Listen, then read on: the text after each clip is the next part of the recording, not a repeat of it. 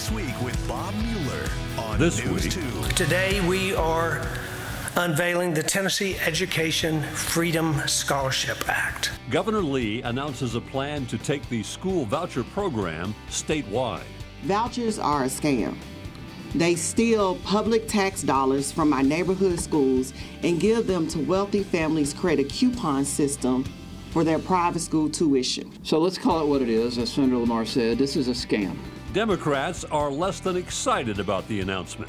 In no area of the world is it more difficult to promote a just and lasting peace than in the Middle East.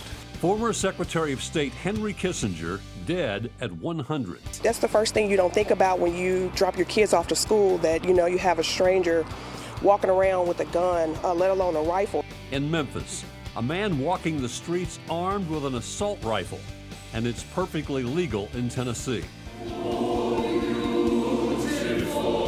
And the nation says goodbye to former First Lady Rosalynn Carter. Hello again, and welcome to another edition of This Week. Huge changes could be coming to Tennessee's education system in the form of a statewide voucher system.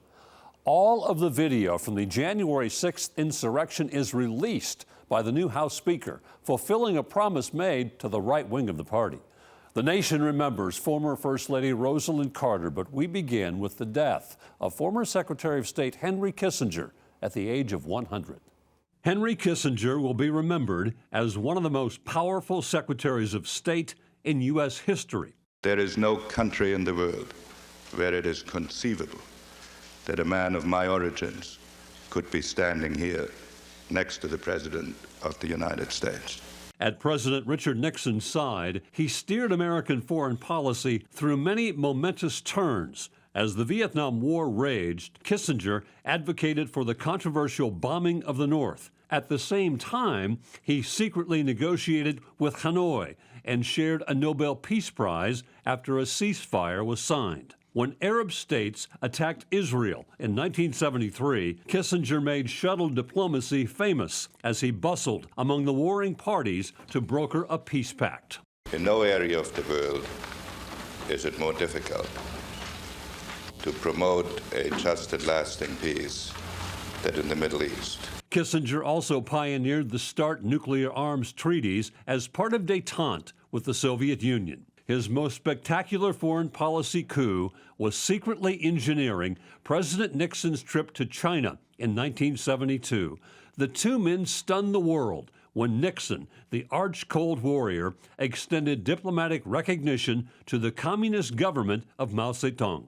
As the Nixon presidency was consumed in Watergate, Kissinger was left to run foreign policy virtually alone. He was controversial, accused by some of brutality in Vietnam and Cambodia, of being soft on apartheid in South Africa, and of supporting a right-wing coup in Chile. Others called him a devious flatterer of the powerful. Kissinger survived and lived to be the nation's foremost elder statesman, whose advice was sought by a succession of presidents and other leaders.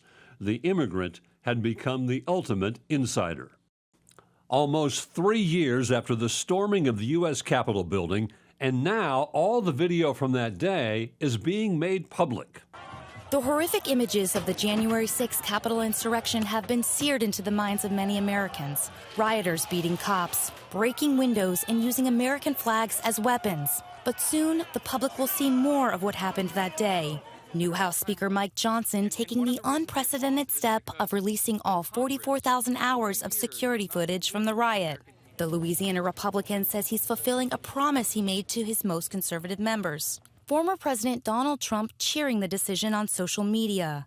Democrats, meanwhile, accusing Johnson of putting the lives of all lawmakers in danger.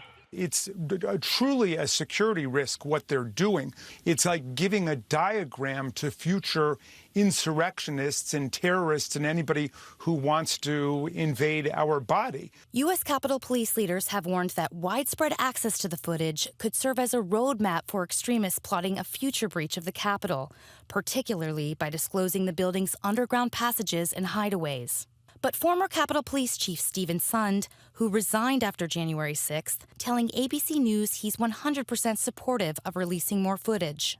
By not releasing it, people are going to come up with their own ideas of what happened. They're going to come up with it with ill-informed ideas or even conspiracy theories, which I think can, just further divide the country that we're dealing with. Many Republicans on Capitol Hill want to put the memory of Trump supporters storming the Capitol behind them, in part to avoid political blowback from voters. Ironically, Speaker Mike Johnson's decision to release this footage will bring that dark day back to the forefront. Rachel Bade, ABC News, Washington. In Memphis, a man carrying an assault-style rifle causes a panic, sending a nearby school and elementary school into lockdown. The man did nothing illegal because Tennessee gun laws are some of the least strict in the nation. This viral photo made Jarnecia Spencer's heart race. That's the first thing you don't think about when you drop your kids off to school, that, you have a stranger walking around with a gun, let alone a rifle. Spencer had no idea why this man was holding an assault-style rifle, but she knew nearby schools were on lockdown. And as a mother, she felt helpless. So being that my son is, so close in proximity, it's scary. Scary, but according to Memphis police, legal.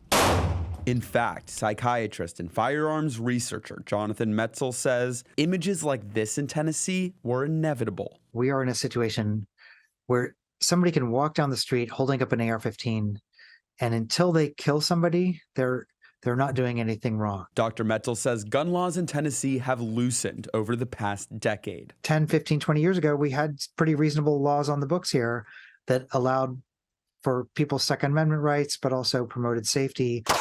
In 2014, a law passed allowing people with permits to store a firearm in their car. The next year, it became legal for permit holders to carry a gun in a park. In 2016, faculty were allowed to bring guns on college campuses with a permit. Then in 2017, it became legal to bring a gun onto a public bus or train. And so every single thing just seemed to up the ante on the thing before. Then in 2021, permitless carry passed, meaning Tennesseans were now allowed to carry a handgun or an unloaded long gun in public with no permit or training requirement. It's just been a progressive process. And Metzl says moments like this are what opponents of this law feared and was years in the making. Now to our This Week cover story. Governor Bill Lee has wanted a statewide school voucher program for years. This week, he announced legislation to do just that. More from State Capitol reporter Chris O'Brien. It's been coming for years, and now it's finally here. Lawmakers will fight over expanding school vouchers to all 95 Tennessee counties next session. Parents want to have an option for their kids. We've seen that there is a groundswell across the country. 9 states so far have implemented universal school choice. A school voucher program gives families taxpayer money to send their child to private school or homeschool. We had the money to invest in more programs, more tutoring opportunities, more after-school programs, more rehabilitation programs, more conflict resolution programs for children. But we're giving that money, that taxpayer money, to private institutions who have no accountability to that money. In Governor Bill Lee's plan, up to about 20,000 students would receive just over $7,000 to attend any private school in Tennessee in the 2024-2025 school year. In the following school year, eligibility would expand to every student throughout the state. At the end of the day, then, every Tennessee family will have the opportunity to access a program that's right for their child. The move is likely to draw a serious debate in the General Assembly. You may remember back in 2019 when then Speaker of the House Glenn Cassida held open a deadlocked vote for nearly 45 minutes, trying to whip one final vote to carry the legislation. It was ultimately a successful move after Knoxville Republican Representative Jason Zachary changed his vote to yes after Knox County was removed from the pilot program, and it only included Davidson and Shelby counties. The voucher bill was purchased on the balcony of the Tennessee House. Lawmakers expanded it to Hamilton County earlier this year, but with every county on the table, Democrats are incensed. This is a scam. It's a farce. Vouchers are a scam. Stay with us. This Week continues in a moment.